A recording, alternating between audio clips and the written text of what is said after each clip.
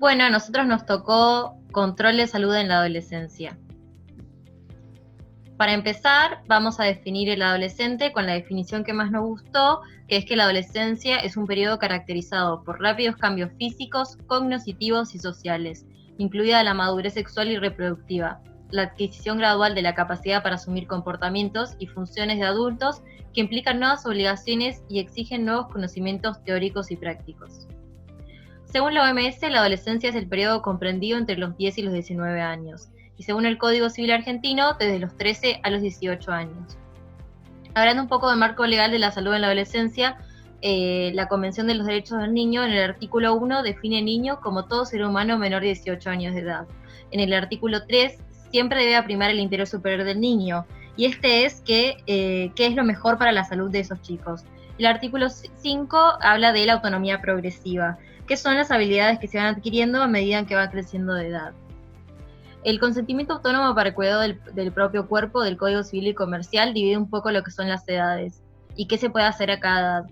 Hasta los 13 años se brinda su consentimiento con asistencia. Debe considerarse el interés superior y la autonomía progresiva, es decir, con asistencia quiere decir acompañado de los padres o de un tutor. Y adolescentes de 13 a 16 años pueden consentir toda práctica que no implique riesgo para su salud. Esto quiere decir que, por ejemplo, ir a una consulta solo. Y desde los 16 años tiene capacidad plena para las decisiones sobre el cuidado de su propio cuerpo como persona adulta. En lo que es control de salud, primero vamos a hablar un poco de la anamnesis. Lo primero que vamos a hacer va a ser presentarnos con el adolescente y los padres, decir quiénes somos, nuestro nombre y apellido, cuál es nuestra especialidad, y después tener una charla introductoria con el adolescente y sus padres, principalmente para dejar en claro en la primera visita los límites de confidencialidad y consentimiento, es decir, por ejemplo, si el adolescente quiere entrar solo a la consulta, o si quiere entrar con los padres, o si quiere que le hagan el examen físico solo. En lo que son los antecedentes familiares, vamos a realizar un familiograma completo, vamos a indagar sobre los problemas psicosociales o clínicos, patologías crónicas, causas de muertes de familiares más directos, problemas de abusos de sustancia, antecedentes de suicidio, indagar sobre violencia intrafamiliar y sobre dónde vive, qué servicios tiene, los tipos de empleo de los tutores, y es importante indagar sobre la percepción del adolescente sobre su familia. Acá hay un ejemplo de familiograma. En lo que son los antecedentes personales, vamos a preguntar las enfermedades que tuvo en la niñez y el adolescente, si tuvo cirugías o traumatismos, patologías crónicas, uso de medicación actual o pasada y si tiene su carnet de vacunación. En lo que es la alimentación, de cómo se alimenta, cuántas comidas por día, restricciones y excesos, cómo y dónde comen, con quién y en qué contexto. En lo que es el aspecto psicológico, vamos a hablar un poco de lo que es el autoconocimiento, la autoestima o la autopercepción del adolescente, es decir, cómo se ve a sí mismo, referente a adulto de interés por cualquier situación, es decir, algún adulto con el que se lleve bien, con el que tenga más, con el que comparta más y que podamos acudir a él en el caso de que necesitemos algo. Y los proyectos a futuro del adolescente. Con respecto a la educación, a qué colegio va, su rendimiento y vínculo escolar, el nivel de escolarización, situaciones de violencia escolar, actividades extracurriculares y si tiene trabajo, qué edad empezó, horarios y cómo se siente. En lo que son los vínculos sociales y las actividades, preguntar qué actividades hace, en sus tiempos libres, si baila, si tiene alguna religión, quiénes son sus amigos. Es importante esto porque va a mejorar la relación médico-paciente, es decir, después en las otras consultas acordarnos de cómo se llaman los amigos. En la sexualidad, preguntarle si tuvo relaciones sexuales, de qué tipo, a qué inició, cómo se sintieron, si utilizaron métodos anticonceptivos, si sabe qué son los métodos anticonceptivos también. En lo que son los hábitos tóxicos, preguntarle si consume drogas, cigarrillo, el porqué del consumo, con qué frecuencia, es decir, la modalidad del consumo, si es regular, si es irregular, si es ocasional, si es experimental, si es abusiva y sistemática, es decir, un consumo de todos los días, y en qué situaciones se da el consumo. Y un poco hablando de las inmunizaciones de los 11 años, vamos a tener la meningococo, que es una única dosis con el objetivo de disminuir la aportación orofaringia, la triple bacteriana acelular, que es refuerzo de la celular, y el virus papiloma humano, que se da en 2 dosis con un intervalo mínimo de aplicación de 6 meses. Bueno, con respecto al examen físico, es importante evaluar los signos vitales del paciente, hacer una toma de tensión arterial de manera adecuada, que después vamos a describir cómo, frecuencia cardíaca, la temperatura y con un oxímetro de pulso evaluar la saturación de oxígeno. Luego es importante pesar al paciente, medirlo, hacer el índice de masa corporal y de esta manera dejarlo registrado en las tablas de percentilos donde vamos a ir describiendo la curva de crecimiento de nuestro paciente para evaluar si hay un retraso. Con respecto al aspecto general en sí, es importante evaluar piel y mucosas, los vellos, también es importante la distribución y las características, ya que después vamos a poder registrarnos en los estadios de Tanner. Con respecto a la cabeza, es importante evaluar fauces y piezas dentarias, en el cuello la palpación de tiroides que pueden no palparse, los ganglios linfáticos carotídeos, supraclaviculares, axilares, evaluar la palpación, y con respecto a los ojos y los oídos cabe realizar un examen de agudeza visual y de otoscopía. En el tórax es importante evaluar el tipo de tórax, hacer una inspección, también evaluar la mecánica respiratoria, auscultación de ambos campos pulmonares para evaluar el murmullo vesicular, evaluar si hay ruidos sobreagregados, y en la auscultación cardíaca para evaluar posibles soplos y también hacer la palpación de los pulsos femorales y popliteos. Siguiente. Con respecto al abdomen, la inspección, la auscultación y palpación superficial y profunda de manera suave, buscando posibles hernias, visceromegalias o masas abdominales.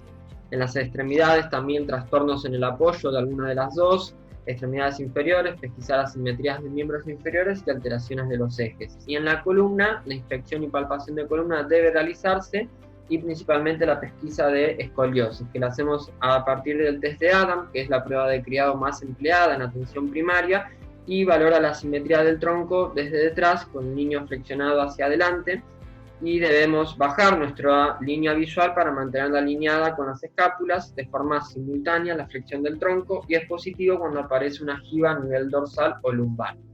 También el examen neurológico y genital. Siguiente. La toma de tensión arterial, que debe realizarse de manera adecuada, esto quiere decir con un manguito acorde al diámetro del brazo de nuestro paciente. Hay una regla que se dice de que el ancho debe cubrir entre un 80 a un 100% del diámetro del brazo, y el largo un 40% del diámetro del vaso, y en la tabla hay algunos valores de referencia de acuerdo a la edad. Con el paciente sentado, le pedimos que extienda uno de sus brazos a nivel de la altura del corazón, se empieza a insuflar el manguito, 20 milímetros de mercurio por encima del valor necesario para obstruir de manera completa la arteria braquial, y después comenzamos a descender de manera lenta para escuchar el primer y el quinto ruido de Korokov, que corresponden a los valores de tensión arterial sistólica y diastólica. Siguiente, por favor.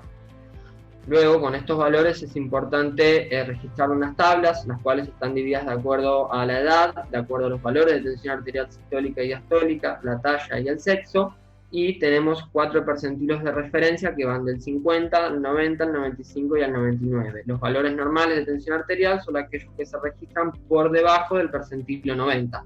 Mientras que para hablar de hipertensión arterial en esta edad, debemos tener 3 valores que superen el percentilo 95 o más de 2 mediciones con un valor mayor a 120-80 en adolescentes. Siguiente, por favor. Bueno, después lo que corresponde al test de Tanner, cabe mencionar de que la pubertad es el periodo final de crecimiento y de maduración del niño, en donde se alcanza la capacidad reproductiva.